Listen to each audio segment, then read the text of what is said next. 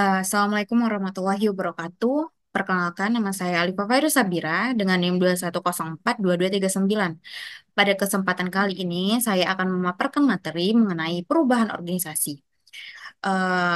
Tugas presentasi ini untuk memenuhi mata kuliah pengembangan organisasi dengan dosen pengampu yaitu Bapak Iip Permana, STMT.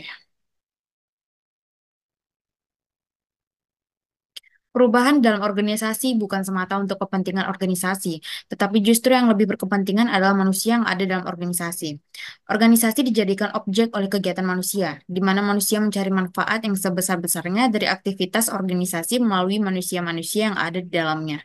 Untuk mengalami perubahan tersebut, organisasi juga harus mengalami perkembangan, di mana perkembangan ini merupakan tahapan untuk perubahan organisasi tersebut. Siahan dan Zen 2012. Perubahan organisasi dalam buku Siswanto dan Sucipto adalah perubahan dalam suatu organisasi, seperti menambahkan orang baru, memodifikasi suatu program, dan lain-lain. Oke, faktor-faktor internal yang mendorong perubahan organisasi. Kekuatan-kekuatan pengubah internal merupakan hasil dari faktor-faktor seperti tujuan, strategi, kebijaksanaan, manajerial, dan teknologi baru, serta sikap dan perilaku para karyawan. Sikap dan ketidakpuasan karyawan seperti ditunjukkan dalam tingkat perputaran atau pemogokan, dapat menyebabkan berbagai perubahan dalam kebijaksanaan dan praktek manajemen.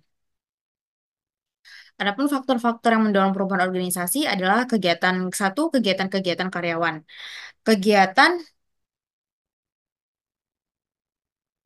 Kegiatan dan produktivitas karyawan merupakan faktor penting dalam perubahan organisasi. Kinerja motivasi dan keterlibatan karyawan dapat mempengaruhi iklim organisasi.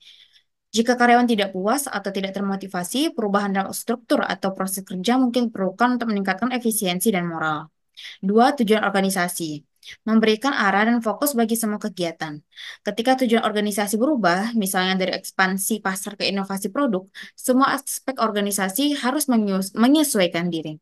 Ini dapat mencakup perubahan dalam struktur tim, alokasi sumber daya, dan pengembangan produk. Tiga, strategi dan kebijaksanaan. Strategi organisasi menentukan bagaimana tujuan akan dicapai. Perubahan dalam strategi, baik karena kebutuhan pasar atau evaluasi kinerja, dapat mempengaruhi struktur organisasi, proses, dan hubungan antar departemen. Kebijakan internal yang berubah juga dapat mempengaruhi cara kerja karyawan dan prosedur operasional. Empat, penggunaan teknologi. Dalam organisasi dapat mempengaruhi hampir semua aspek operasional. Perubahan dalam teknologi seperti adopsi perangkat lunak baru atau otomatisasi proses dapat meningkatkan efisiensi, tetapi juga memerlukan pelatihan dan adaptasi dari karyawan. Organisasi harus siap untuk beradaptasi dengan perubahan teknologi agar tetap kompetitif. Faktor-faktor eksternal yang mendorong perubahan organisasi. Perubahan organisasi terjadi karena adanya perubahan-perubahan dalam berbagai variabel eksternal seperti sistem politik, ekonomi, teknologi pasar, dan nilai-nilai, kenaikan biaya, dan kelangkaan berbagai sumber daya alam. Keamanan karyawan dan peraturan-peraturan anti polusi, boikot pelanggan adalah beberapa contoh faktor-faktor lingkungan yang merubah kehidupan orang baik sebagai karyawan maupun langganan dalam tahun-tahun terakhir. Berbagai kekuatan eksternal dari kemajuan teknologi sampai kegiatan-kegiatan persaingan dan perubahan pola kehidupan dapat menekan organisasi untuk mengubah tujuan, struktur, dan metode operasinya.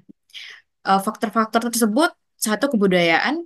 Perubahan dalam kebudayaan seperti pergeseran nilai-nilai sosial atau perilaku konsumen dapat mempengaruhi cara organisasi beroperasi. Misalnya meningkatkan kesadaran akan keberlanjutan lingkungan dapat mendorong organisasi untuk mengadopsi praktik bisnis yang lebih ramah lingkungan. Dua, pendidikan.